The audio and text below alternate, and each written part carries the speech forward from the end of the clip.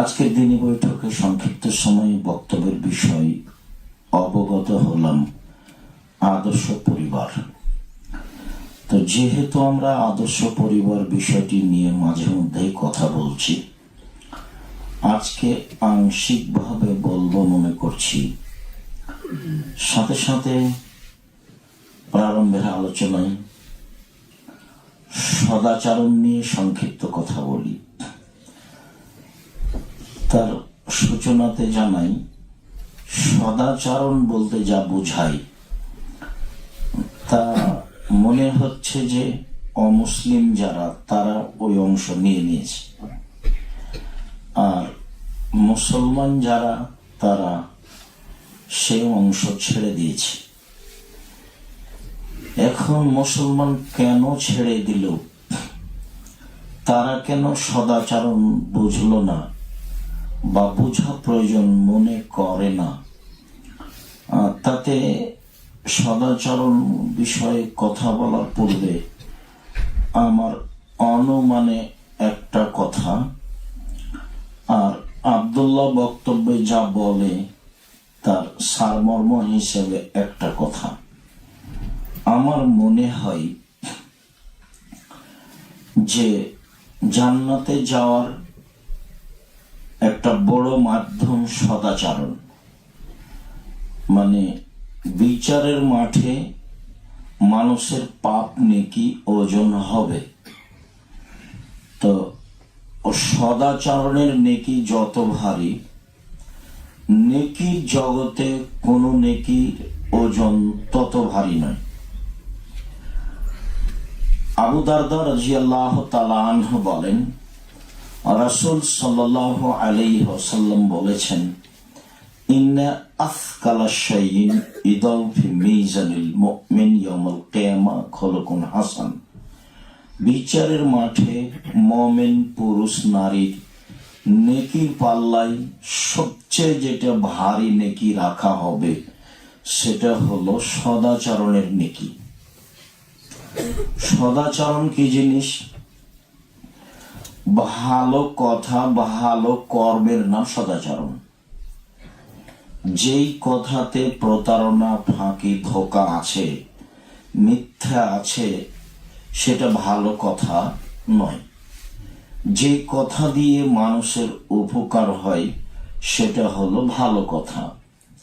যে কর্মে ধোঁকা, প্রতারণা, ফাঁকি, অন্যায়, অবিচার, লুটতরাজ, রাহাজানি, জেনা, ব্যভিচার, জুলুম, অত্যাচার, ধোঁকাবাজি, ডাকাবাজি, দলীয় দাপট, দাঙ্গামা, হাঙ্গামা যে কর্মে আছে সেই কর্ম ভালো আচরণ নয়।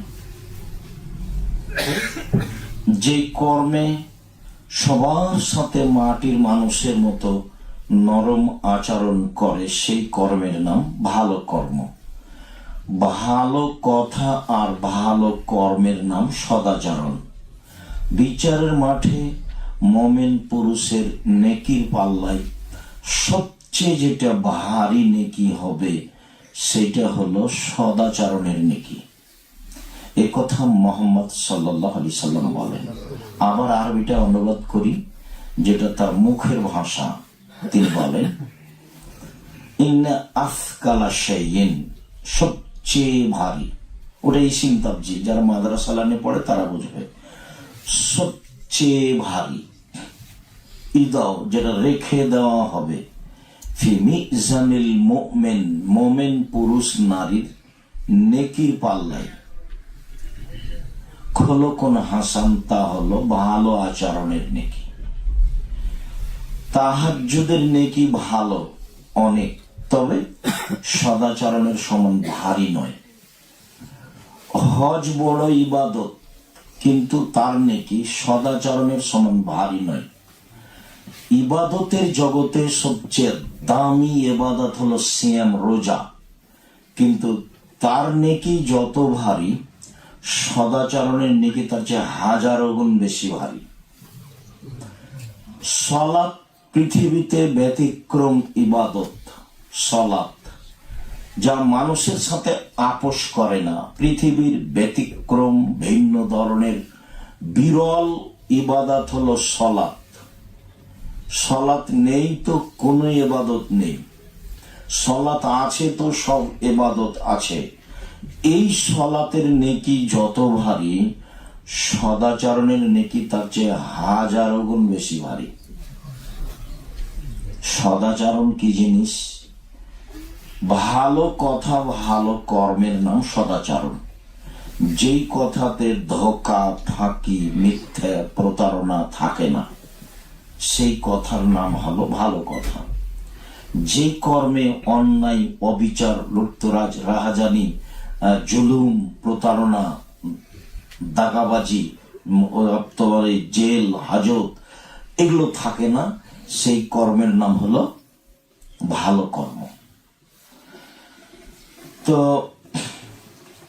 বহির্বিশ্বের সাথে আমি বহু দেশের সাথে জড়িত, তার মাঝে এইসব দেশে আসলে মনে হয় যে তারা এই সদাচরণের স্বার্থে নিয়ে নিয়েছে। ওটা মোহাম্মদ সাল্লাল্লাহু আলাইহি সাল্লামের পক্ষ থেকে তারা দেখেছে, তারা মানুষের সুবিধায় অসুবিধায় থাকে। যদিচ আমরা হয়তো বা ভুল পদ্ধতিতে আশ্রয় নিচ্ছি, একটু সুবিধার জন্য সত্য মিথ্যে দিয়ে বলছি যে আমার হাত ভেঙে গেছে, পা ভেঙে গেছে, আমার হার্টের সমস্যা, আমার ছেলেরে, আমার মেয়েরে, আমার বৌমারে, তারপরে রাস্তায় কেউ পড়ে থাকলে তার খোঁজ নেওয়া, তাকে চিকিৎসায় মেডিকেলে নিয়ে যাওয়া, এগুলো এদের কাছে অনেক বেশি। আর আমাদের দেশে যদি এরকম অ্যাক্সিডেন্ট হয়ে কেউ পড়ে, তাহলে আর যারা দৌড়ে এসেছে তারা দেখবে যে টাকা আছে কিনা, টাকা থাকলে ওটা কুড়িয়ে নিবে হাতে হাতে, ওটা নিয়ে নিবে। অথচ মুসলিম দেশ, প্রায় সবাই মুসলিম, তো সদাচরণ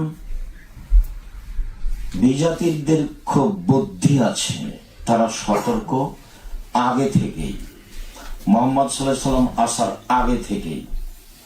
সারা পৃথিবী তাদের বলে যে ইব্রাহিম আলাইহিস সালাম আমাদের, ইব্রাহিম আলাইহিস সালামের ছেলেরাও আমাদের, ইসহাক, ইয়াকুব, ইসমাইল, ইসুফ, সুলাইমান, দাউদ, ঈসা, মুসা, গোটা পৃথিবী আমাদের।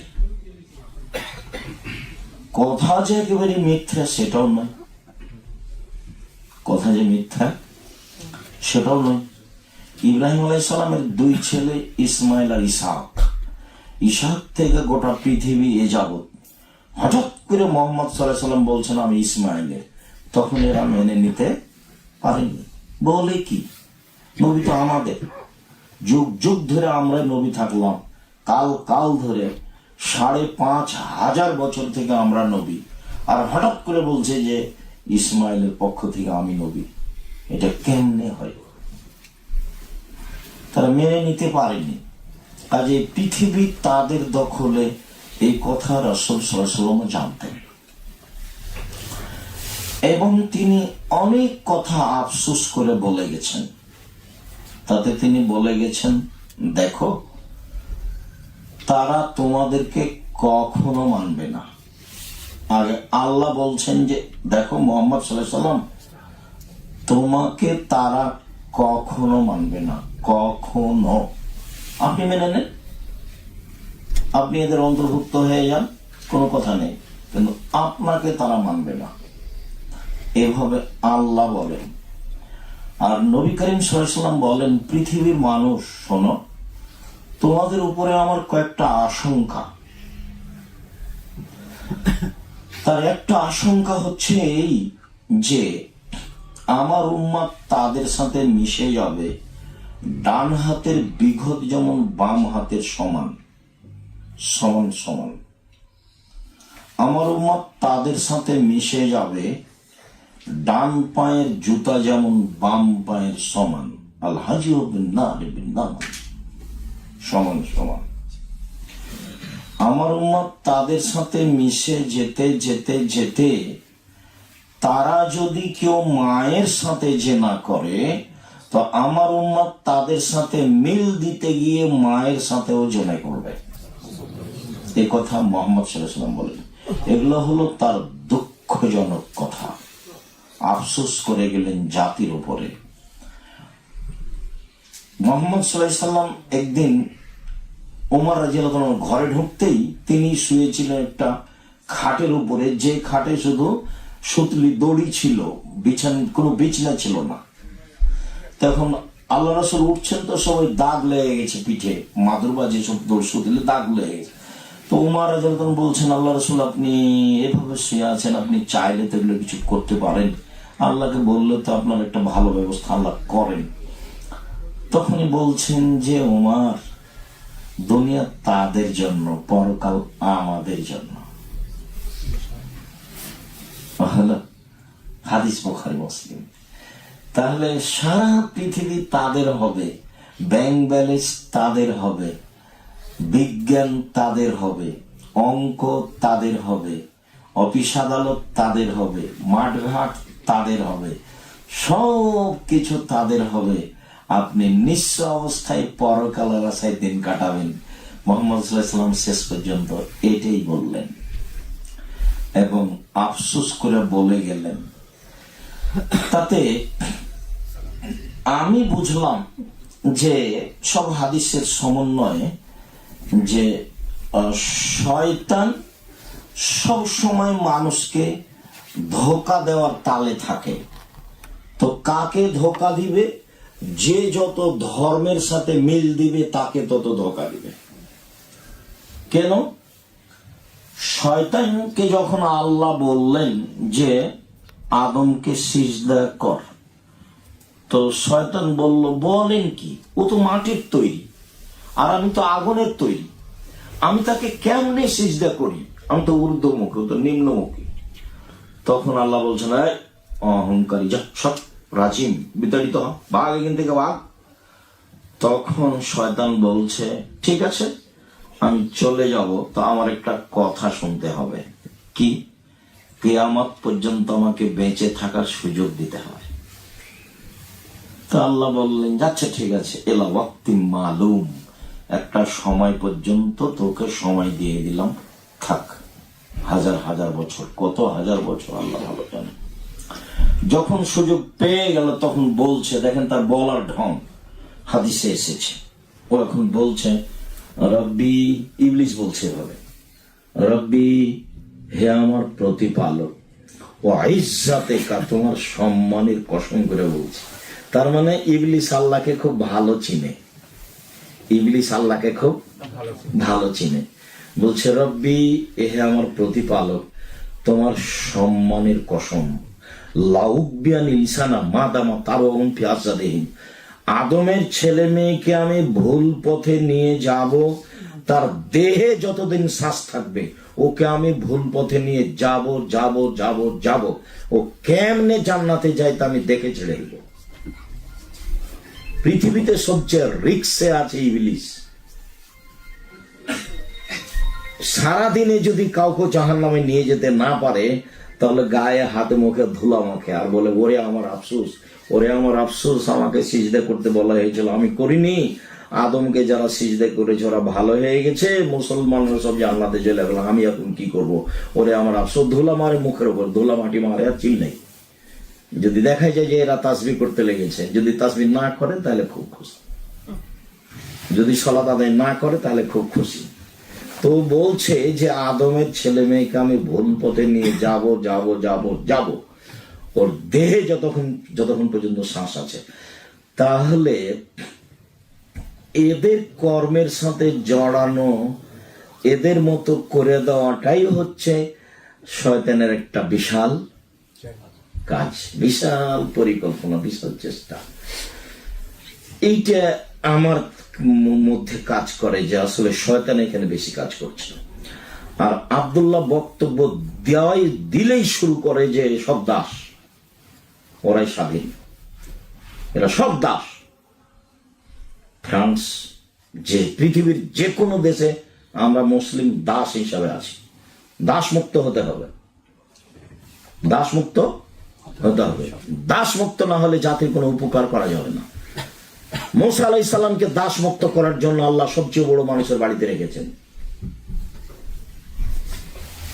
সাধারণ হয়ে মুসা আলাইহিস সালাম বসবাস করেননি সংকীর্ণ মনে, ফকিরের বাড়িতে মুসা আলাইহিস সালাম বসবাস করেননি। কার বাড়িতে করেছে? ফেরাউনের বাড়িতে। মানে সারা পৃথিবীর রাজা, দেশের রাজা, ওইরকম ভাবে মন মানসিকতা বড় থাকতে হবে, বিশাল মন মানসিকতার অধিকারী। কথার উলট পালটে এক থাপ্পড়ে এককে মেরে দিয়েছে।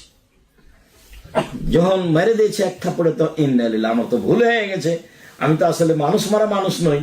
বলছি রব্বি ইন্নী যালামতু নাফসি ফাগফিরলি, হ্যাঁ আমার প্রতিপালক আমাকে ক্ষমা করো, আমার ভুল হয়ে গেছে, এক থাপ্পড়ে আমি মানুষ মেরে দিয়েছি। তারপর একজন বলছে, শোনো, তুমি যে মানুষ মারিয়েছো, এখন ওরা পরিকল্পনা করছো তোমাকে মারবে, আমি তোমার খাতের মানুষ, তুমি পালিয়ে যাও। ঠিক আছে, পালিয়ে গেলাম। কত রাস্তা যে আঁটলাম, 700-800 কিলোমিটার হবে। দিয়ে এক প্রান্তে গিয়ে দেখছে যে এখন তো খাওয়ারও ব্যবস্থা নেই, থাকারও ব্যবস্থা নেই, কি করা যায়। গাছের নিচে বসে আছেন, তো দেখছেন যে ওইখানে অনেকেই তাদের ছাগলকে পানি উঠিয়ে পান করাচ্ছে, কিন্তু দুটো মেয়ে দূরে দাঁড়িয়ে আছে। তো উঠে গিয়ে বলছেন, আচ্ছা তোমরা দূরে দাঁড়িয়ে আছো কেন? ওরা যখন পানি পান করিয়ে চলে যাবে তখন আমরা পান করাবো। তখনও মেয়েদের অবস্থা ভিন্ন ছিল, পুরুষের সাথে নয়। বুঝা গেল না কথা? লোকগুলো যখন তাদের ইদারা থেকে পানি উঠিয়ে পান করে চলে যাবে, তখন আমরা দুই বোন গিয়ে আমাদের ছাগলকে পানি উঠিয়ে পান করাবো। এই জন্য পৃথক হয়ে দাঁড়িয়ে আছি। আমি করিয়ে দিই, হ্যাঁ ঠিক আছে করো। তো উনি করিয়ে দিলেন, ওরা চলে গেল। বাড়িতে বলছে, আব্বা একটা লোক না আমাদের ছাগলকে পানি পান করিয়ে দিল, সে লোক খুব শক্তিশালী, বিশ্বস্ত, ওকে কাজের লোক হিসেবে নিতে পারেন আব্বা, ও খুব বিশ্বস্ত আর শক্তিশালী, তো ডেকে নিয়ে আসো। দুই বোনের একজন এসে বলছে, আব্বা আপনাকে ডাকছে পারিশ্রমিক দেওয়ার জন্য। তো গেলেন। কি ঘটনা? আমি তো ফেরাউনের কাছ থেকে পালিয়ে এসেছি, এই ঘটনা। বলে, কাদ নাজাউতা, তুমি পরিত্রাণ পেয়ে গেছ, আমার দুই মেয়ের এক মেয়ের সাথে তোমার বিবাহ দিয়ে দিলাম, 10 বছর মোহর বাবদ কাজ করে দিতে হবে। কোনো সমস্যা নেই, তবে 10 বছরের পরে তোমার জুলুম করা হবে না তোমার উপরে, তখন তুমি স্বাধীন। তখন মুসা আলাইহিস সালাম বললেন, যাক আলহামদুলিল্লাহ, বউ পাওয়া গেল, নিরাপত্তাও পাওয়া গেল, খাওয়া দাওয়া পাওয়া গেল, সবকিছু পাওয়া গেল, এখন তার কোনো সমস্যা নেই। 10 বছর যত যখন চিন্তা ভাবনা হলে, আরেকটা কথা শেষ করছি এই অংশ। তারপর 10 বছর শেষ, এখন বউ সাথে নিয়ে চলে যাচ্ছে। তো রাস্তায় এক জায়গাতে সন্তান প্রসব হয়েছে, এরকম একটা ঘটনা বোঝা যাচ্ছে। তো বলছে, তুমি এখানে থামো, ওখানে আগুন দেখতে পাচ্ছি, ওখান থেকে আসছে, একটু আগুন নিয়ে তুমি একটু নিজে গরম অনুভব করবা, আর রাস্তা দেখে নেব। তো ওইদিকে আগিয়ে যাওয়াতে বলছে যে, আমি আল্লাহ, তুমি জুতা খুলো, এটা পবিত্র জায়গা। তো আমি তো এখন অবাক, যা হলো হলো। এক পর্যায়ে আমাকে বলছে যে ফেরাউন সীমা লঙ্ঘন করেছে, তাকে দাওয়াত দিতে যেতে হবে।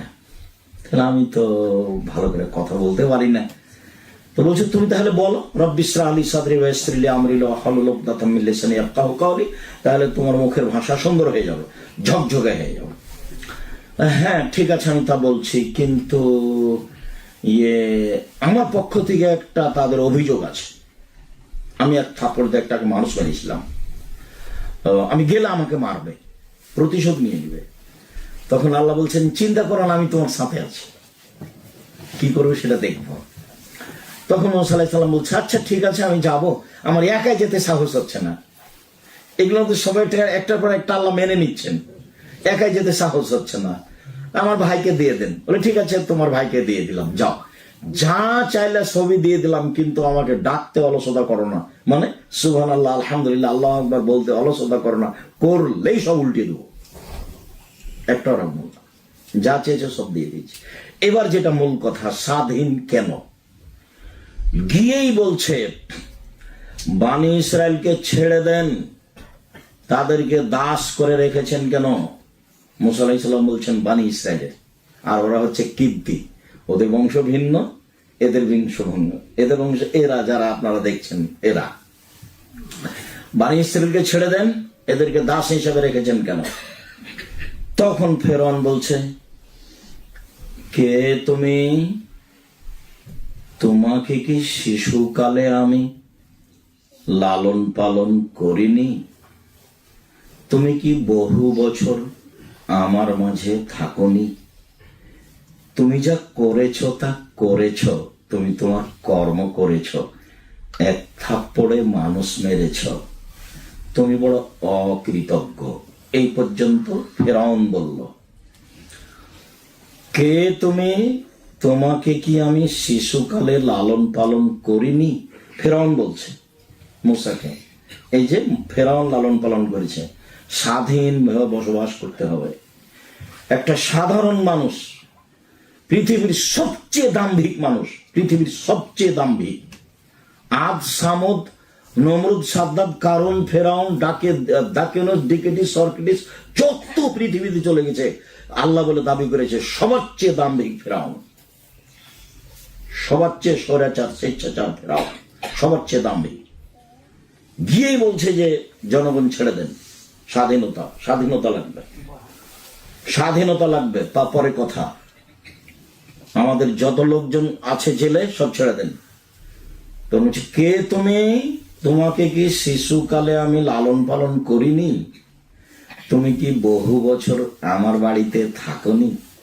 থেকেছেন তো, স্বাধীন হিসেবে থেকেছেন, বড় মানুষের সন্তান হিসেবে থেকেছেন, দাস হয়ে থাকা হবে না। তুমি যা করেছো তা করেছো। ফেরাউন বলছে, তুমি এক থাপড়ে মানুষ মেরেছ, তুমি বড় অকৃতজ্ঞ। আমার খেয়ে, আমার বাড়িতে বড় হয়ে আমাকে বলো যে সবকে ছেড়ে দেন?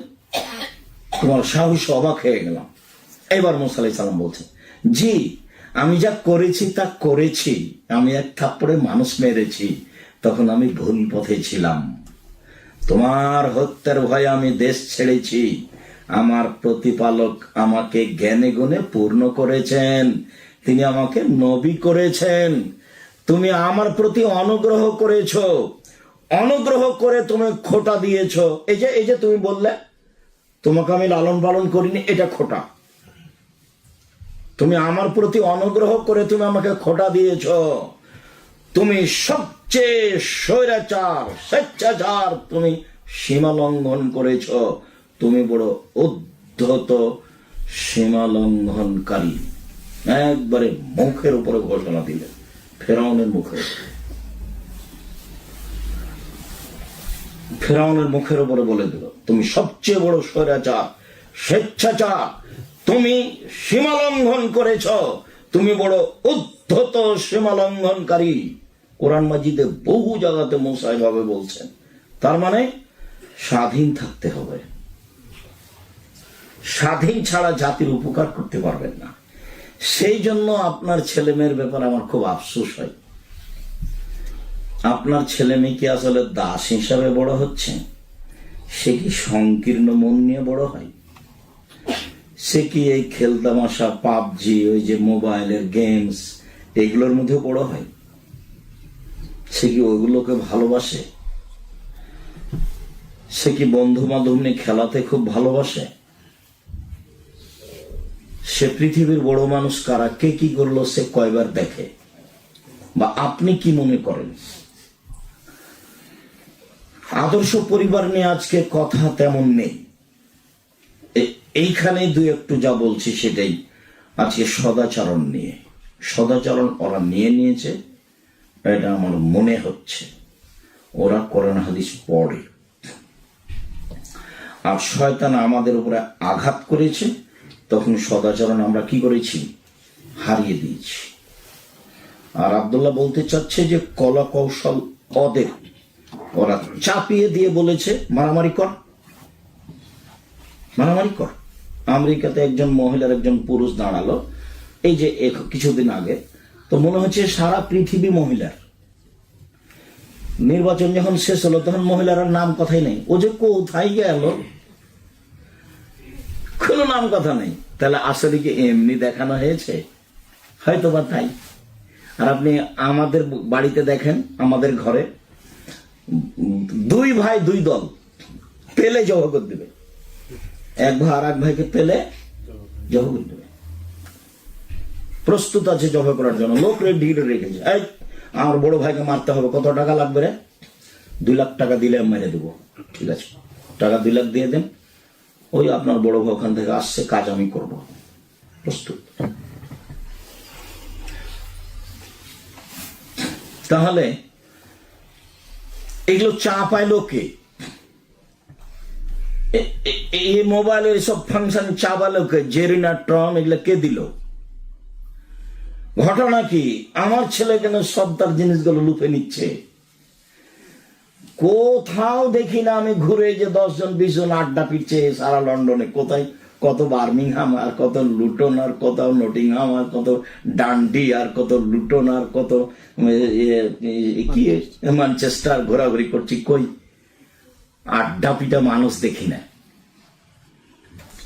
সব নিজ নিজ কাজে ব্যস্ত। আপনি আপনার দেশে পাপ বের করলে, পাপ উঠালে দেখতে পাবেন যে চলছে খালি একজন আর একজনের বিরুদ্ধে। কত কি করছে আর কত কি বলছে।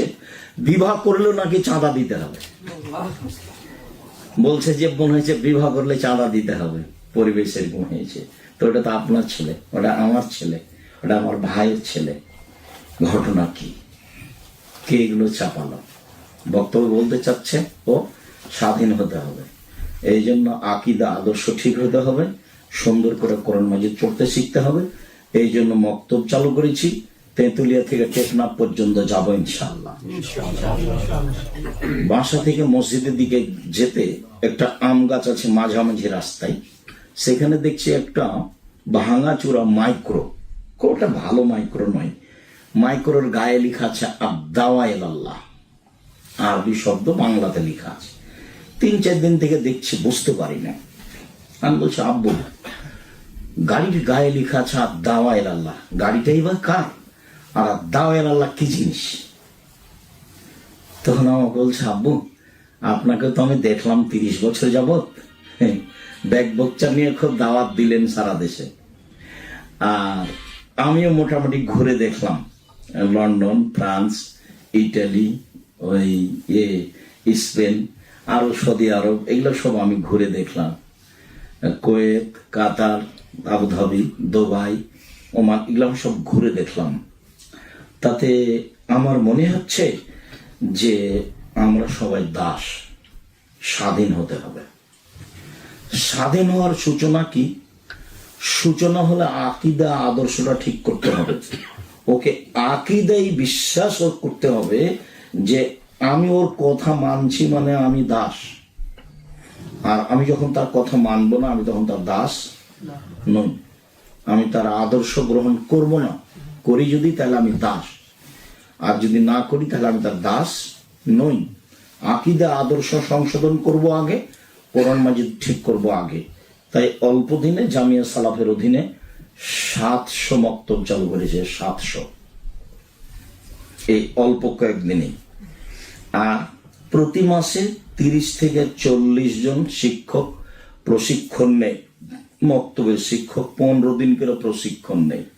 মানে মাসে 60 জন বা মাসে 80 জন ইমাম আসে মসজিদের। তারা ফ্রি আসে মানে আপনাদের টাকা দিয়ে আসে, তারা ফ্রি যায় মানে আপনাদের টাকা দিয়ে যায়, তারা ফ্রি খায় মানে আপনাদের টাকা দিয়ে খায়, তারা ফ্রি বই পায় মানে আপনাদের টাকা দিয়ে বই ছাপানো আছে। মানে আব্দুল্লাহ আব্বা তো আর ব্যবসা করে না, লন্ডনের কোনো কাজও করে না। আব্দুল্লাহর বাপ তো নিজেই দেউলিয়া, আমি নিজে কি করি তা নিজেই বুঝি না। জামিয়া সালাফে আমি শিক্ষকতা করি, আমি টাকা পয়সা নিই না, বেতন নিই না। তো যেহেতু তার বাবার এরকম কিছু নেই, তাহলে এত কিছু করে কার টাকায় করে? ওখানে তো টাকসাল নেই, এত কিছু করে। কত দাওয়াত আল্লাহ, কত ফাংশন, সারা দেশ জুড়ে দাওয়াত দিতে হবে। তার লোকজন, তার ব্যবস্থাপনা, তার বই পুস্তক, তারপর অনলাইন আল ইতেশাম টিভি বক্তব্য নিয়মিত সারা পৃথিবীতে ছাড়তে হবে। তার পরিকল্পনা, তার পত্রিকা আল ইতেশাম পত্রিকা, তার গবেষণা, তার আরবি পত্রিকা, তার কিশোরায় বাচ্চাদের পত্রিকা। মানে প্রতিষ্ঠানে ঢুকলে মনে হবে যে অবাক, বিশাল কারবার মনে হবে। আলহামদুলিল্লাহ। অনলাইন আছে আপনার ইয়ে এনটিভি, না এনটিভিতে, ওই ভালো টিভির নাম কি? এনটিভি। এনটিভিতে 29 দিন যাবত চলবে দাওয়াত আল্লাহ, সারা দেশ জুড়ে কিভাবে হবে, কি হয় তা দেখানো হবে। 29 দিন যাবত তো ফিরি নেওয়ার অনেক টাকা নিবে, তো টাকা কোথায় আছে? টাকা আপনাদের। জামিয়া সালাফিতে কোনো বিত্তশালী দিয়ে চলে না, বৈদেশিক কোনো সংস্থা দিয়ে চলে না, দেশের কোনো বিত্তশালী দিয়ে চলে না, সাধারণ মানুষ দিয়ে চলে। যাতে আপনারা আছেন যারা দেশের সাধারণ মানুষ আছে। কেননা জামিয়া সালাফের রশিদ বই বাইরে ব্যবহার হয় না, কেউ জানে না কিভাবে চলে। কোন শিক্ষক রিসিদ বই বাইরে নিয়ে যেতে পাবে না, শিক্ষক জানে না কিভাবে চলে, ছাত্র জানে না কিভাবে চলে। তারা আসে শিক্ষকতা করতে, শিক্ষকতা শেষ চলে যাবে, ওদের প্রতিষ্ঠানের দিকে দেখতে হবে না। প্রতিষ্ঠান দেখার জন্য আরো লোক আছে। এক বিশাল ভিন্ন ধরনের শিক্ষা প্রতিষ্ঠান, যার পরিচয় জামাল দিতে চাইলো, অত পরিচয় দেওয়া আমি প্রয়োজন মনে করি না। আমি যখন বলি তখন আমি জামিয়া সালাফিয়ার বাস্তবতা আপনার সামনে তুলে দেওয়ার চেষ্টা করি, কিন্তু আমার কথা যখন আর একজন বলে তখন আমার মনে হয় যে আমার প্রশংসা করলো। তখন শুধু বলতে হবে, এখন আপনাদের সামনে কথা বলবে আব্দুর রাজ্জাক বিন ইউসুফ। আমার নাম আব্দুর রাজ্জাক আর আমার বাপের নাম ইউসুফ। দেশের লোক যে কত চাপ দিল আমার জীবনে যে আপনার পূর্ণ পরিচয়টা দেন না, একটু কাগজ লিখবো, বিজ্ঞাপন পোস্টার লিখবো, খুব চাপ দিয়েছে। তখন আমি বলেছি, দেখেন আমার নাম আব্দুর রাজ্জাক আর আমার বাপের নাম ইউসুফ, বাপ বেটা মিলে আব্দুর রাজ্জাক বিন ইউসুফ। এর চেয়ে বেশি কোনোদিন বলিনি, কোনো দিন পাবেন না কোথাও, কলমে কাগজে কোথাও পাবেন না। জাযাকুমুল্লাহ খাইর। তো এইখানে আবার আপনার সঙ্গে কথা শেষ করে নি। আজকে আসলে আদর্শ পরিবার নিয়ে কথা নেই। আজকে আপনাকে বলতে চাচ্ছি প্রথমে সূচনাতেই যে আপনি নিরাশা হবেন না। ছেলে মেয়ে জাতির জন্য মানুষ করতে হবে, এটা আপনি আল্লাহকে বলে। ওর রহমতের অভাব আছে, ওর দয়ার অভাব আছে।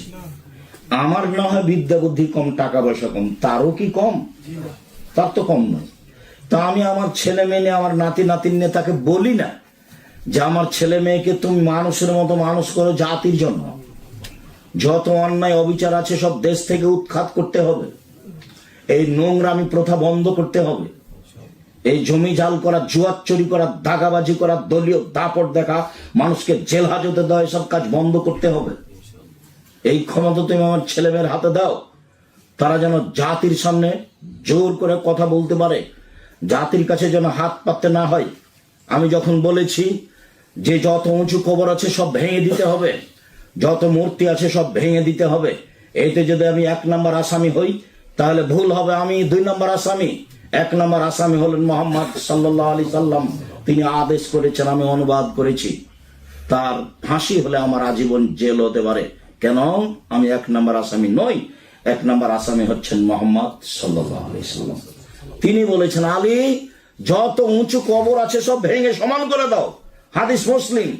আলী যত ছবি মূর্তি আছে সব ভেঙে খান খান করে দাও, চৌচির করে দাও। মুহাম্মদ সাল্লাল্লাহু আলাইহি সাল্লাম নিজে কাবা ঘরে ঢুকলেন, হাতে একটা লাঠি ছিল, ঢোকার সময় দেখলেন সব মূর্তিতে পরিপূর্ণ। মূর্তি তার বাপের মূর্তি, মানে ইব্রাহিম আলাইহিস সালামের মূর্তি, ঈসার মূর্তি, ইসহাকের মূর্তি, ইসমাইলের মূর্তি। তিনি লাঠি দিয়ে আঘাত করতে লাগলেন, ভাঙতে লাগলেন আর বলতে লাগলেন, জাল হক এসেছে সত্য, ওয়াজহাকাল বাতিল চলে গেছে মিথ্যা, ইন্নাল বাতিলা নিশ্চয় মিথ্যা, কানা যাহুকা চিরদিন মিথ্যা। এই কথা বলে কাবা ঘরের যত বাপের ছবি মূর্তি ছিল সবকে ভেঙে খান খান করে দিলেন। মুহাম্মদ সাল্লাল্লাহু আলাইহি সাল্লাম নিজে মূর্তি ভেঙে দিলেন, ইব্রাহিম আলাইহিস সালাম নিজে মূর্তি ভেঙে দিলেন। তারা 71-এর দোহাই দিয়ে ছবি মূর্তি তৈরি করেছে। আমি মুসলিম চিররণবীর, মরণকে করি না ভয়, মরলে শহীদ বাঁচলে গাজী আমার উভয় সমান। আমি মূর্তি গড়তে আসিনি, মূর্তি ভাঙতে এসেছি। আমার গায়ে রক্ত মুসলমানের রক্ত, কোনোদিন নত হয় না। নত হওয়া গতিবিধি আমার নয়, যদিও পৃথিবী তাদের। রক্ত আমার গায়ে, আমার নীতি আমার মুহাম্মদ সাল্লাল্লাহু আলাইহি সাল্লামের। আমি মরে যাব কি বেঁচে থাকবো সে পরোয়া করি না। হক নিয়ে জাতির সামনে ন্যায় অন্যায় নিয়ে দাঁড়াবো, যার জন্য আমি বিদ্যা অর্জন করেছি, আমার ছেলে মেয়েকে মানুষ করেছি। সেই জন্য তুমি সর্বশক্তিমান, তুমি আমার ছেলেকে এইভাবে মানুষ করে দাও। এই কথা আপনাকে আমি বলতে চাই। আপনার ছেলে বড় ডাক্তার হবে, সবাই এ অন্যায় করে না, কিন্তু প্রায়ই করে। তখন আমার খুব কষ্ট হয়। কি করে? যে কোম্পানি টাকা দিয়েছে তারই ওষুধ লিখেছে। এই জন্য তো টাকা দিয়ে পয়সা ছেলেকে লেখাপড়া শিখালেন। আর প্রায় ইঞ্জিনিয়ারিং চোর তো আপনার দেখার কথা। আর লাগবে পরীক্ষা 3টে, ও তো দিয়েছে 5টা, সেটা তো আপনি জানেন। এ দেশে তো একটা লোক খালি যদি হাত পা ভেঙে পড়ে, একটু অ্যাক্সিডেন্ট হলেই পুলিশ টুলিশ চলে আসে, সব নিয়ে যাচ্ছে, সব তারাই করছে। ও আপনার ভাইয়ের চেয়ে বেশি দেখছে। তার মানে সদাচরণ তো এটাই ছিল, মোহাম্মদ সাল্লাল্লাহু আলাইহি সাল্লামের সদাচরণ তো এটাই ছিল। কে কিভাবে নিয়ে চলে গেল, আমাদের স্বাধীনতা হারালো, শয়তান কোথায় কাজ করেছে সেটা দেখতে হবে। আমি মনে করি যে ইসলাম ধর্ম এইটা, এই জন্য শয়তান এখানে বেশি কাজ করছে, আমাদের কাছ থেকে নিয়েছে, নিয়ে ওদেরকে দিচ্ছে। আর আব্দুল্লাহর বক্তব্য প্রমাণ হচ্ছে যে না, আমরা গোলাম, যার জন্য ওদেরটা নিয়েছি। স্বাধীন হতে হবে, আকীদা আদর্শ কি করতে হবে, সংশোধন করতে হবে। যতদিন বাঁচবো পুরুষের মতো পুরুষ হয়ে বাঁচবো, কাপুরুষ হয়ে বাঁচতে রাজি নেই। আমি কোনোদিন স্বীকৃতি দিইনি ও মা তোমার আকাশ তোমার বাতাস, ও কালিমা তোমার আকাশ তোমার বাতাস। আমি জীবন বাজিয়ে চেষ্টা চালাই যে আমি আমার ছেলে মেয়েকে এই গান বলতে দিব না। দেখি কতদিন পারি। যেদিন পারবো না সেদিন দেখবো, যতদিন পারবো ততদিন হবে না। এই জন্য বলি যে আপনি আপনার ছেলে মেয়ে আপনার কাছে রাখেন, না পারলে আপনি হস্তান্তর করেন। আমি তো করোনা মানিনি। আমাকে বিমানে বলছে মেয়েটা, মাস্ক লাগান। তখন যে ধৈর্য ধারণ করো, বলছে মাস্ক লাগান, ধৈর্য ধারণ করো। বলে মাস্ক লাগান, ধৈর্য ধারণ করো, মাস্ক লাগাতেই হবে। তখন আমি বলছি তোমার মালিককে তোমাকে চাকরি দেওয়া ঠিক হয়নি, তুমি চাকরির উপযুক্ত মহিলা নাও। আমি যখন উঠি তুমি তখন দেখোনি যে আমি মাস্ক আমার মুখে ছিল না, তুমি উঠালে কেন? এখন তুমি বলছো কেন? আমি আব্দুর রাজ্জাক বিন ইউসুফ মাস্ক লাগিয়ে ভাগ্য বাড়াতে রাজি নই। আমি খুব বিশ্বাস করি পৃথিবী সৃষ্টির 50,000 বছর পূর্বে 4টা জিনিস লেখা আছে হয়েছে। 1 মরণ, 2 জীবন, 3 রুজি, 4 রোগ ব্যাধি। সেদিন যদি আমার ভাগ্যে করোনা লেখা হয়ে থাকে, আর যদি আজকে আমি পাথরের মধ্যে ঢুকে যাই, তবুও করোনা ধরবেই। সতর্কতার কারণে যদি করোনা না ধরতো, তাহলে ফিউচার পার্কের মালিক করোনাতে মারা যেত না। ফিউচার পার্কের মালিক বুঝলেন না?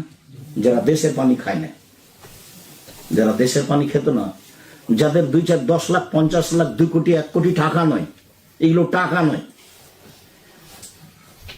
তারা এইভাবে দুনিয়া থেকে চলে গেছে। আরো এরকম বহু মানুষ আছে যার কাছে 2 কোটি, 5 কোটি টাকা টাকা নয়, ও ভ্যান ভাড়ার মতো টাকা। অতএব ছেলের ব্যাপারে, মেয়ের ব্যাপারে খুব সোচ্চার থাকবেন। আপনি আমার দিনী ভাই, আপনি আমার দিনী বোন, আপনি চেষ্টা চালিয়ে যান। ওর তো অভাব নাই, ওকে বলতে থাকেন 2টায়, চেষ্টা আর বলা, চেষ্টা আর বলা। একটু আগে আসবেন, একটু আগে আসেন।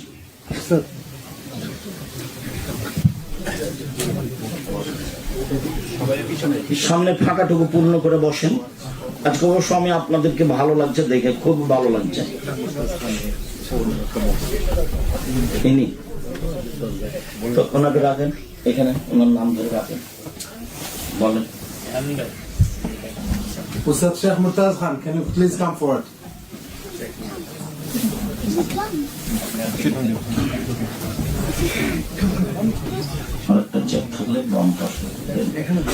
আজকে আপনাদের সাথে আমার সদাচরণ নিয়ে কথা।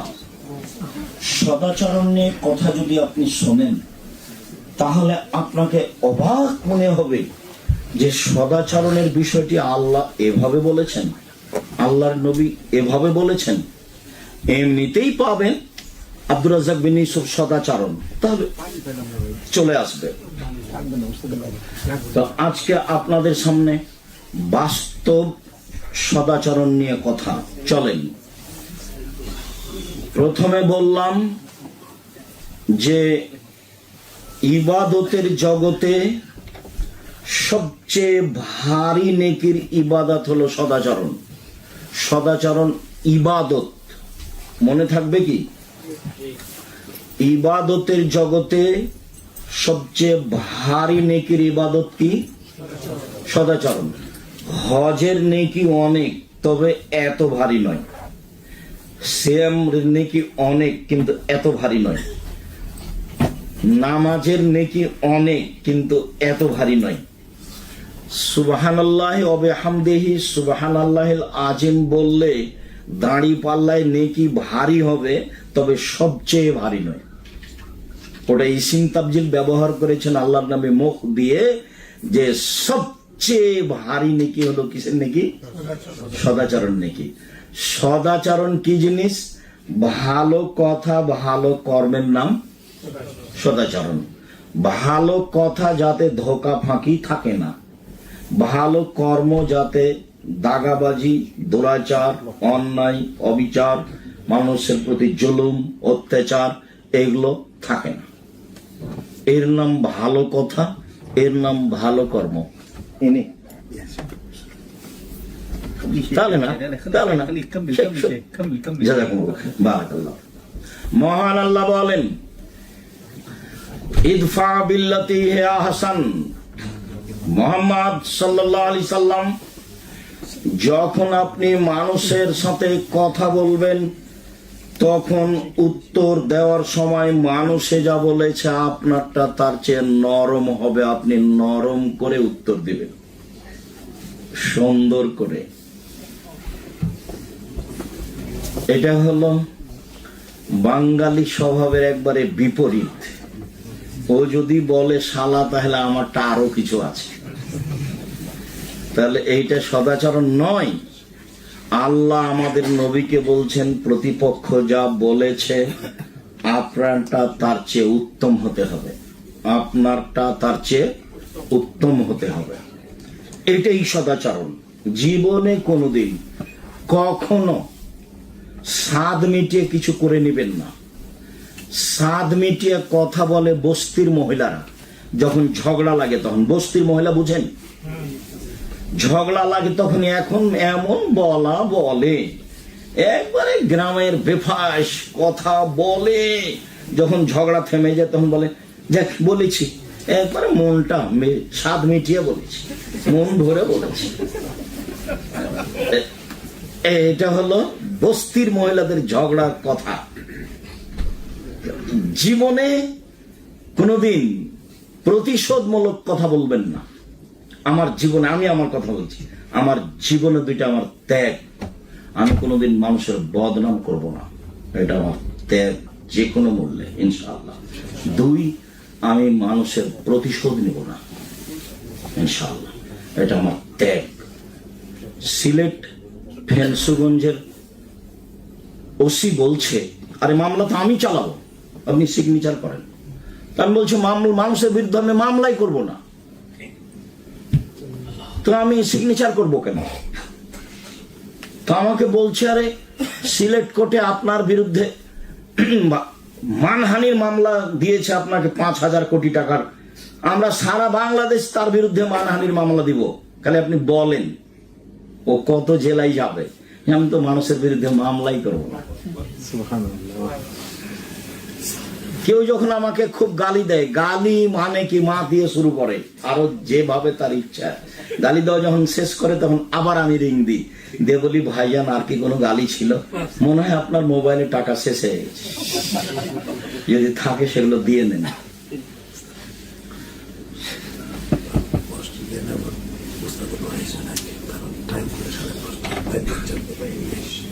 না, না করবে।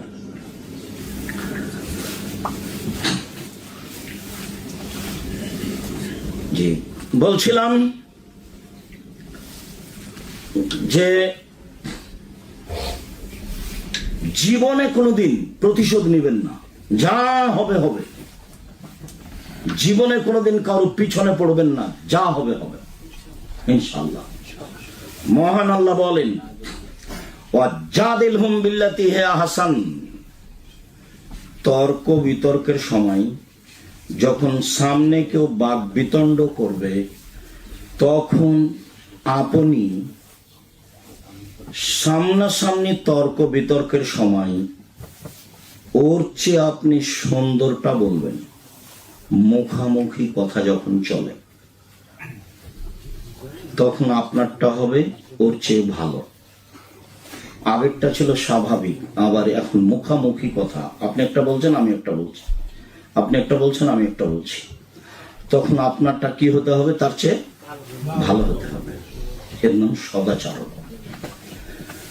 আল্লাহ তাআলা বলেন, আল্লাযীনা ইউনফিকুনা ফিস সাররাই ওয়াদ দাররাই ওয়াল কাযিমিনাল গায়জ ওয়াল আফিনা আনিন নাস, জান্নাত পাবে ওরা যারা সচ্ছল অবস্থায় দান করলো, অসচ্ছল অবস্থায় দান করলো, আর মানুষকে মাফ করলো। এটা হলো মূল কথা। আর মানুষকে কি করলো? মাফ করলো। আর রাগ দিয়ে কোনো কাজ নিল না, জীবনে রাগ দিয়ে কোনো কাজ নেবেন না। বউ একটা কিছু বলে ফেলেছে, বউকে তুমি বিদেশে একাই আছেন, ও রাগ করে কিছু বলতেই পারে, আপনি পাল্টা বলতে যায়েন না। আর বউয়ের নামে অ্যাকাউন্টও খুলিয়েন না, নাহলে একদিন কথা বেশি হলে পরের দিন হাঁটবে। আর ওদের সবসময় মায়ের নামে বাপের নামে অ্যাকাউন্ট খুলবেন, গন্ডগোল যতই হোক পালার কোনো পথ নেই, পালিয়ে যাওয়ার কোনো পথ নেই। শুনুন, ভুলেও কোনোদিন রাগ দিয়ে কোনো কাজ নেবেন না। ভাই হোক, বোন হোক, স্ত্রী হোক, দলীয় লোক হোক, যে হোক না কেন, এটা নিষেধ।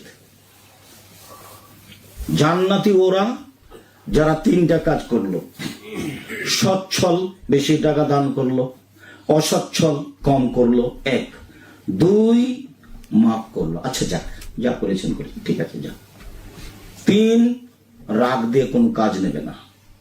তাহলে এই হলো সদাচরণের অধিকারী। একটা বাস্তব সদাচরণ দেখায় আপনাকে।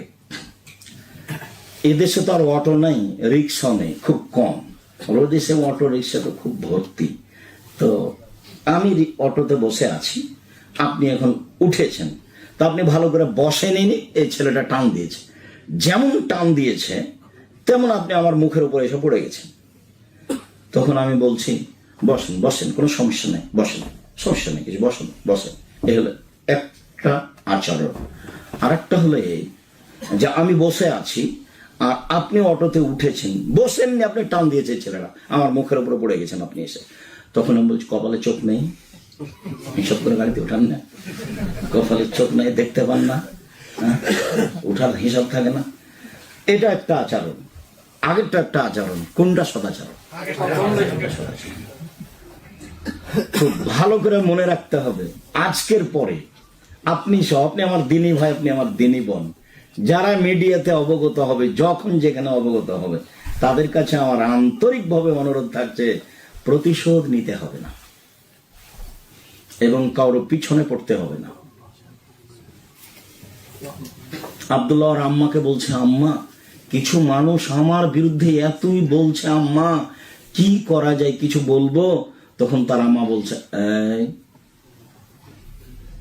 মানে মুখ বন্ধ রাখবা, মুখ দিয়ে খুলে কারোর কাছে কিছু বলবো না, তাহলে তো তোমার জিনিস ছোট হয়ে যাবে। ও জবাব দিতে পারে না, ও জবাব দিলে তো বড় হবে, আর তুমি যদি জবাব দাও তাহলে কি হবে? ছোট হবে, মানুষের হবে। তুমি মানুষের মধ্যে জবাব দিবে কেন? উপর আলাকে জবাব দিতে দাও। আর তুমি যদি মনে করো যে আমি ভুল পথে আছি, তাহলে ওরা ঠিকই করেছে তোমার পিছনে পড়ে। আর তুমি যদি ঠিক করে থাকো, তাহলে তুমি সে চিন্তা করছো কেন? জবাব উপরে দিতে দাও, তুমি নিজে কেন জবাব দিতে গেলে?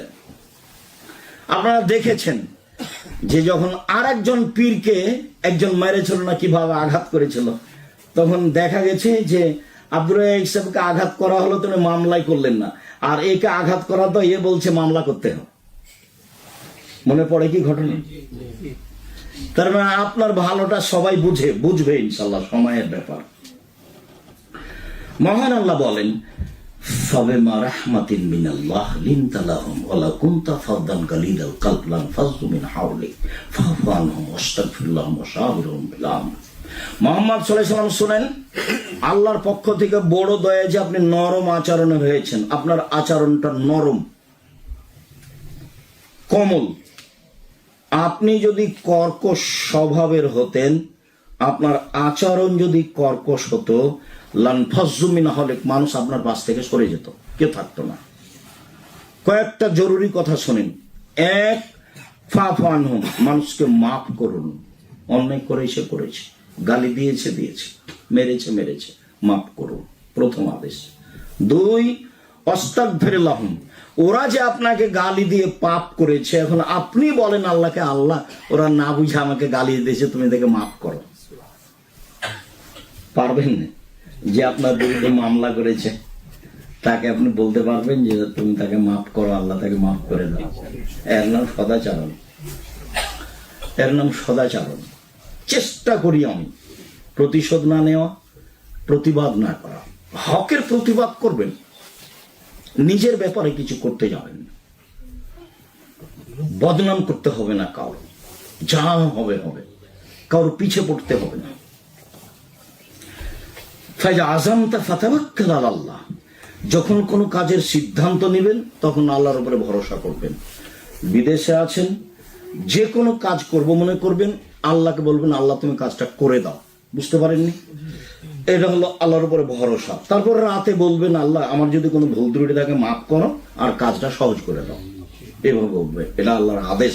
আল্লাহ আমাদের নবীকে আদেশ করছেন। এবার চলেন দেখে আপনাকে আমি কয়েকটা সদাচরণের ফলাফল হলো জান্নাতুল ফেরদাউস। উমামা বাহিলি রাদিয়াল্লাহু তাআলা আনহু বলেন, আল্লাহর নবী বললেন, আনা যাইমুন বিবাইতিন লিমান তারাকাল মিরাহা ওয়া ইন কানা মুহিক্কান, কেউ সত্য হলেও যদি তর্ক ছেড়ে দেয়, আমি মুহাম্মদ সাল্লাল্লাহু আলাইহি ওয়াসাল্লাম তাকে জান্নাতে একটা ঘর নিয়ে দেব। তর্ক করবে না। জামাল বলছে আব্দুর রাজ্জাক সাহেব বলেছেন এইটা, তো সাইদ বলছে না এটা বলেছেন, আরে না এটা বলেছেন, থাকেন ভাই আমি গেলাম, আপনার সাথে আমি তর্ক করতে রাজি নই।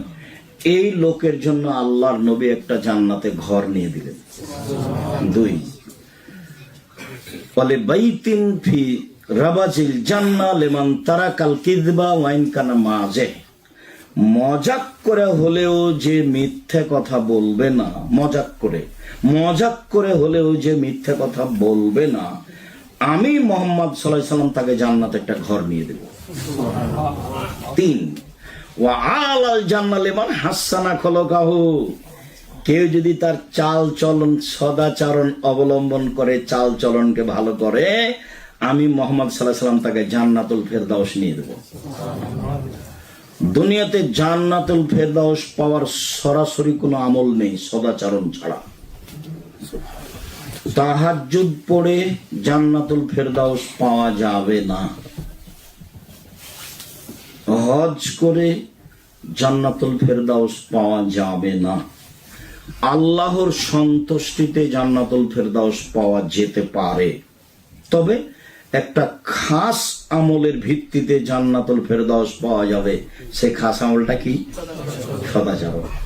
মনে থাকবে কি? ইনশাআল্লাহ সদাচরণ দিয়ে জান্নাতুল ফেরদাউস পাওয়া যাবে। 2, সদাচরণ দিয়ে সবচেয়ে দামি জান্নাত পাওয়া যাবে, সবচেয়ে দামি। আবু মুসা আশআরী রাদিয়াল্লাহু তাআলা আনহু বলেন, রাসূল সাল্লাল্লাহু আলাইহি ওয়াসাল্লাম বলেছেন, ইন্না ফিল জান্নাতি লা গুরাব ইরা যাহিরুহু মিন বাতিনিহা বাতিনুহু মিন জাহিরিহা, জান্নাতে কতগুলি এত উন্নত মানের পদার্থ দিয়ে জান্নাত তৈরি করা আছে, যার ভেতর থেকে বাহির দেখা যায়, বাহির থেকে ভেতর দেখা যায়, খালি টক টক টক টক করছে, খালি ঝকঝক ঝকঝক করছে, এত উন্নত মানের পদার্থ দিয়ে তৈরি সেই জান্নাত। সাহাবীগণ বলছেন, আল্লাহ নবী লেমান হাজিহি, এত দামি জান্নাত কে পাবে? তখন আল্লাহ রাসূল বলছেন, লেমান আলানা কালামা, যার স্বভাব ভালো, সদাচরণ, সে পাবে। সদাচরণ দিয়ে সবচেয়ে দামি জান্নাত পাওয়া যাবে।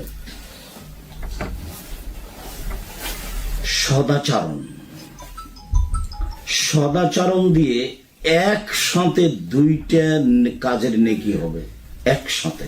একসাথে বড় বড় 2টা কাজ মিলে যা নেকি হবে, সদাচরণের তাই নেকি হবে। আয়েশা রাদিয়াল্লাহু তাআলা আনহা বলেন, রাসূল সাল্লাল্লাহু আলাইহি ওয়াসাল্লাম বলেছেন, ইন্নামাল মুমিন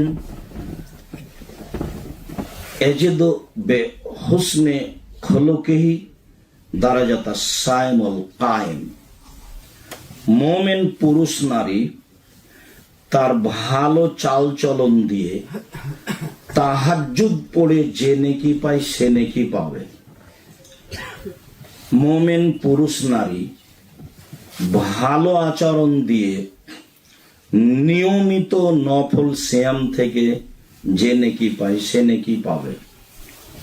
জামাল সাহেব, কোনো কথা গ্রহণ হবে না, ওনার কাছে দরকার হলে ক্ষমা চেয়ে বিদায় করে দেন। এখানে কথা শুধু আব্দুর রাজ্জাক বিন ইউসুফ বলে দেন, এটাই প্রোগ্রাম শেষ হবে। জি, বললে আমার আগে বলে নিতে হতো।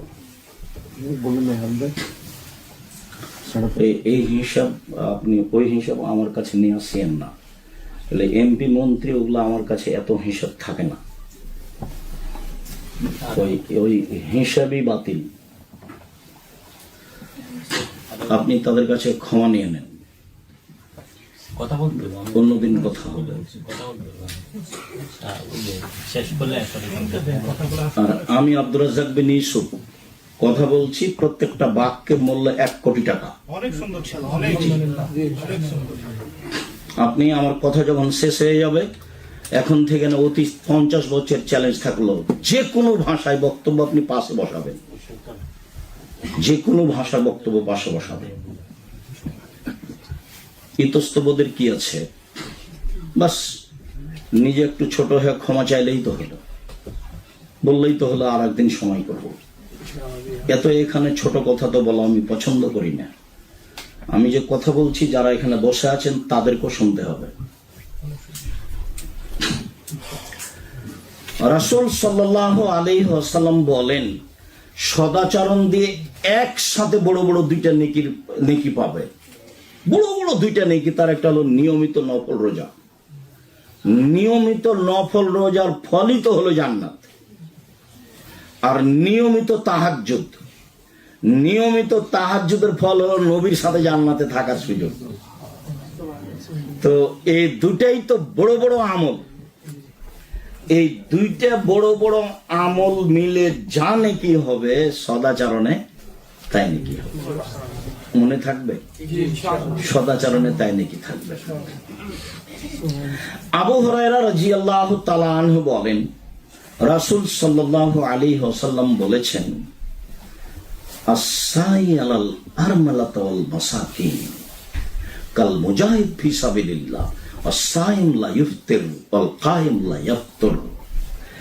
যারা অসহায় মানুষের পাশে দাঁড়ায়, যারা বিধবাদের পাশে দাঁড়ায়, বিধবা মানে যার স্বামী নাই, যে মহিলা, যারা অসহায় মানুষের পাশে দাঁড়ায়, যারা বিধবাদের পাশে দাঁড়ায়, তারা একসাথে 3টা বড় বড় নেকি করবে। 1, আল্লাহর পথে জিহাদ করলে যত নেকি হয়, সদাচরণে তত নেকি হয়। 2, নিয়মিত তাহাজ্জুদ পড়লে যত নেকি হয়, সদাচরণে তত নেকি হয়। 3, নিয়মিত নফল সিয়াম থাকলে যত নেকি হয়, তা সদাচরণে তত নেকি হয়।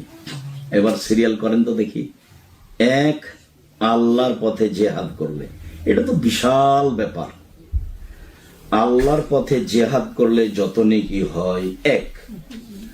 2, নিয়মিত তাহাজ্জুদ পড়লে যত নেকি হয় 2। 3, নিয়মিত নফল সিয়াম থাকলে যত নেকি হয়। এই 3টার সমন্বয়ে যত নেকি হয়, সদাচরণে তত নেকি হয়। বুখারী মুসলিম। নওয়াস ইবনে সামান রাদিয়াল্লাহু তাআলা আনহু বলেন, রাসূল সাল্লাল্লাহু আলাইহি ওয়াসাল্লামকে একদা জিজ্ঞাসা করা হলো, আল্লাহর নবী, মাল বিররু ওয়াল ইসমু, পাপ কি জিনিস আর নেকি কি জিনিস? আল্লাহর নবী একটু বলেন তো, পাপ কি জিনিস আর নেকি কি জিনিস? তখন রাসূল সাল্লাল্লাহু আলাইহি ওয়াসাল্লাম উত্তরে বললেন, আল বিররু হুসনুল খুলুক, নেকি হলো ভালো আচরণ। কই, আল্লাহ রাসূল তো বললেন না নেকি হলো তাহাজ্জুদ। কই, আল্লাহ রাসূল তো বললেন না নেকি হলো হজ। কই আল্লাহ রসুল তো বললেন না নেকি হলো আপনার তাসবিহ তাহলিল জিকির আজকার। তাকে জিজ্ঞাসা করা হলো যে পাপ কি জিনিস আর নেকি কি জিনিস। তখন তিনি উত্তরে কি বললেন, নেকি হলো ভালো আচরণ, আর পাপ যেটা অন্তরে ধাক্কা খায়, এটা করব কি করব না, এটা করব কি করব না, এটা না হলো পাপ। তা আমাদের এই অংশের সাথে এখন কথা নয়, কথা হলো আগের অংশের সাথে, যে নেকি হলো সদাচরণ। মজাইনা বংশের একজন সাহাবী বলছেন যে একদা সাহাবীগণ আল্লাহর নবীকে বললেন, আল্লাহর নবী, মা উতিয়াল ইনসান ও মা খাইর, আদম সন্তানকে যত অনুগ্রহ দেওয়া হয়েছে তার সবচেয়ে উত্তম কোনটা? আদম সন্তানকে অনুগ্রহ দেওয়া হয়েছে দুইটা হাত। দুই হাত কত প্রয়োজনীয় জিনিস, যার এক হাত আছে তাকে জিজ্ঞাসা করেন। দুই পা আল্লাহর অনুগ্রহ, আল্লাহর যেটা দয়া, তো এটা আপনি কি দিয়ে বুঝবেন? যার এক পা আছে তাকে জিজ্ঞাসা করেন। তো সাহাবীগণ বললেন, আল্লাহর নবী, মানুষকে যে অনুগ্রহ দেওয়া হয়েছে, আল্লাহ অনেক ফজল দিয়েছেন, তার সবচেয়ে উত্তম কোনটা? তখন আল্লাহ রসুল বললেন, আল হুসনুল খুলুক, ভালো আচরণ, সদাচরণ। অবাক হবেন আপনি, অবাক হতে হয়। এভাবেই রাসূল সাল্লাল্লাহু আলাইহি সাল্লাম বলছেন। আবু হুরায়রা রাদিয়াল্লাহু তাআলা আনহু বলেন, রাসূল সাল্লাল্লাহু আলাইহি ওয়াসাল্লাম বলেছেন, আল্লাহ তাআলা বলেন, মানে হাদিসে কুদসি, আল্লাহ তাআলা বলেন, ইন্নার রাহিমা শুহনাতুন মিনার রহমান, সদাচরণকে রহমান থেকে নির্গত করা হয়েছে। সদাচরণ, নম্র আচরণকে রহমান থেকে বের করা হয়েছে। রহমান বলেন, আল্লাহ বলেন, শোনো সদাচরণ, শোনো, আল্লাহ বলছেন। নম্র আচরণ শোনো, আল্লাহ বলছেন। সদাচরণ শোনো, মান ওয়াসালাকে ওয়াসালতুহু, তোমাকে যে নিবে আমি আল্লাহ তাকে নিব। অমান কাতাকে কাতাতুহু, সদাচরণ শোনো, তোমাকে যে ছেড়ে দিবে আমি তাকে ছেড়ে দেব। হাদিস বুখারী মুসলিম। যার সদাচরণ নেই তার আল্লাহ নেই, যার সদাচরণ আছে তার আল্লাহ আছে। হাদিস বুখারী মুসলিম। হাদিসে কুদসি আল্লাহ বলছেন, এই সদাচরণ শোনো, আল্লাহ বলছেন সদাচরণকে, এই ভালো আচরণ শোনো, তোমাকে যে নিবে আমি আল্লাহ তাকে নিব, তোমাকে যে ছেড়ে দিবে আমি তাকে ছেড়ে দেব। বুখারী মুসলিম। আবার আয়েশা রাদিয়াল্লাহু তাআলা আনহা বলেন, সদাচরণ আল্লাহর আরশের সাথে ঝুলন্ত অবস্থায় বলে, এটা সদাচরণ। আল্লাহর আরশের সাথে ঝুলে আছে আর বলছে, পৃথিবীর মানুষ শোনো, আমি সদাচরণ বলছি, পৃথিবীর মানুষ শোনো, আমি সদাচরণ বলছি, এটা বলছে। মান অসালানি ওয়াসালাহুল্লাহ, আমাকে যে নিবে আল্লাহ তাকে নিবে। অমান কাতানি কাতাহুল্লাহ, যে আমাকে ছেড়ে দিবে আল্লাহ তাকে ছেড়ে দিবেন। হাদিস বুখারী মুসলিম। সদাচরণ কি জিনিস? বিচারের মাঠে নেকির পাল্লাই সবচেয়ে ভারী নেকির কাজ হলো সদাচরণ। প্রত্যেক ভালো কথা, ভালো কর্মের নাম সদাচরণ। আবু মুসা আশআরী রাদিয়াল্লাহু তাআলা আনহু বলেন, রাসূল সাল্লাল্লাহু আলাইহি ওয়াসাল্লাম বলেছেন, আল মুমিন কারাজুলিন ওয়াহিদ, সারা পৃথিবীর মুমিন পুরুষ নারী একজন। এই জন্য এরা নিয়েছে বলছি, দেখেন এখন আল্লাহ রাসূল বলছেন, সারা পৃথিবীর পুরুষ নারী একজন। কারাজুলিন সুম্মা ইনিস্তাকা আইনুহু ইস্তাকা কুল্লুহু, যদি চোখে ব্যথা হয় তাহলে আমি সম্পূর্ণ শরীরে ব্যথা বুঝতে পারি, যদি মাথায় ব্যথা হয় তাহলে আমি সম্পূর্ণ শরীরে ব্যথা বুঝতে পারি। তাহলে আমার চোখে ব্যথা হলে যেমন সম্পূর্ণ শরীরে ব্যথা বুঝতে পারি, আমি বিপদে পড়লে আপনাকে বিপদ ভোগ করতে হবে, তার নাম সবাই একজন। কথা বোঝা গেল না? যে কোনো সমস্যার আপনার সমাধার জন্য আমাকে চেষ্টা করতে হবে, তার নাম সবাই একজন। আপনি অবাক হবেন, দেশের অবস্থা এরকম যে দুই ভাই মিলে যে দুই দল করে, তো এক ভাইয়ের নামে মামলা হয়ে গেছে, ওকে পুলিশে ধরে নিয়েছে, তো আর এক ভাই বলছে ঠিক আছে ঠিক আছে, উচিত হয়েছে উচিত হয়েছে, ঠিক আছে। যেমন ভাবে এগুলো করে বেড়ায় তখন ঠিকই, হ্যাঁ না? আল্লাহ রাসূলের হাদিস দেখেন আর অবস্থা দেখেন, এটা এরা নিয়ে নিয়েছে। সারা পৃথিবীর মুমিন পুরুষ নারী একজন। চোখে ব্যথা হলে সম্পূর্ণ শরীরে ব্যথা বুঝে, মাথায় ব্যথা হলে সম্পূর্ণ শরীরে ব্যথা বুঝে। আবু মুসা আশআরী রাদিয়াল্লাহু তাআলা আনহু বলেন, রাসূল সাল্লাল্লাহু আলাইহি সাল্লাম বলেছেন, আল মুমিন লিল মুমিন কাল বুনিয়ান ইয়াসুদ্দু বাহজু ওয়াজান। একজন মুমিন আর একজন মুমিনের সাথে বা সকল মুমিন পুরুষ নারী হলো প্রাচীরের মতো। তারপরে দেখাচ্ছেন প্রাচীরের মতো। সুম্মা সাব্বাকা বাইনা আসাবিহি, তারপর ডান হাতের আঙ্গুলগুলিকে বাম হাতের আঙ্গুলের মধ্যে ঢোকালেন। এইদিকে দেখেন, এইভাবে যেমন ডান হাতের আঙ্গুল বাম হাতের আঙ্গুলের মধ্যে ঢুকে আছে, তো রাসূল সাল্লাল্লাহু আলাইহি সাল্লাম বলছেন সারা পৃথিবীর মুমিন পুরুষ নারী হলো প্রাচীরের মতো। সারা পৃথিবীর পুরুষ নারী কার মতো? প্রাচীরের মতো। তারপরে দেখাচ্ছেন এইভাবে। তাহলে একজন পুরুষ আর একজন পুরুষের সাথে মুসলমান কত শক্তভাবে সুবিধে অসুবিধাই থাকবে, তার নাম মুসলিম। কত শক্তভাবে থাকলে তাকে বলা হবে যে মুসলিম। একজন আর একজনের সুবিধাই কত কঠিন ভাবে থাকলে রাসূল সাল্লাল্লাহু আলাইহি ওয়াসাল্লাম এভাবে বলেন। চলেন, সদাচরণ। সদাচরণ এমন একটা জিনিস যা দিয়ে বয়স বেশি হয়ে যায়, যা দিয়ে টাকা পয়সা বেশি হয়ে যায়। আনাস রাদিয়াল্লাহু তাআলা আনহু বলেন, রাসূল সাল্লাল্লাহু আলাইহি সাল্লাম বলেছেন, মান সাররাহু আইয়ুবসাতাল্লাহু ফি রিজকিহি ওয়া ইনসাহু ফি আসারিহি ওয়া ইনসাল্লাহু ফি আতারিহি।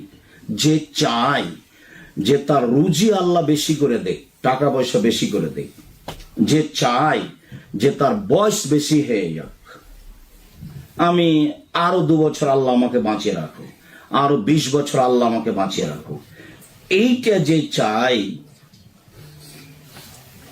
তাহলে সে যেন সদাচরণ করে। ফাল ইহসেন, সে যেন সদাচরণ করে। মানুষের সাথে সদাচরণ করলে তার বয়স বেশি হয়ে যাবে এবং তার জমি জায়গা অর্থ সম্পদ টাকা পয়সা বেশি হয়ে যাবে। সাওবান রাদিয়াল্লাহু তাআলা আনহু বলেন, রাসূল সাল্লাল্লাহু আলাইহি সাল্লাম বলেছেন, লা ইয়ারুদ্দুল কাযা ইল্লা দুআ ওয়া লা ইয়াজিদু ফিল উমরি ইল্লাল বিরর। দুআই মানুষের তাকদীরকে পরিবর্তন করতে পারে। আপনার ভাগ্যে একটা লেখা আছে, দুঃখ বেদনা সমস্যা, খুব বেশি কান্নাকাটি করেন, ওইটা আল্লাহ কেটে দিয়ে নতুন লিখে দিবেন। আপনি আল্লাহকে বলতেই থাকেন, যেটা আছে সেটা কেটে দিয়ে আল্লাহ নতুন লিখে দিবেন। 2, রাসূল সাল্লাল্লাহু আলাইহি সাল্লাম বললেন যে কেউ যদি চায় যে তার বয়স বেশি হয়ে যাক, আল্লাহ যা দিয়েছে তার চেয়ে বেশি হয়ে যাক, তাহলে সে যেন সদাচরণ করে। সদাচরণ করলে তার বয়স বেশি হয়ে যাবে। কি আপনাদের পরিবেশ? شيخ كمل شيخ لأن المحاضرة الثانية بعدك محاضرة الآن تكمل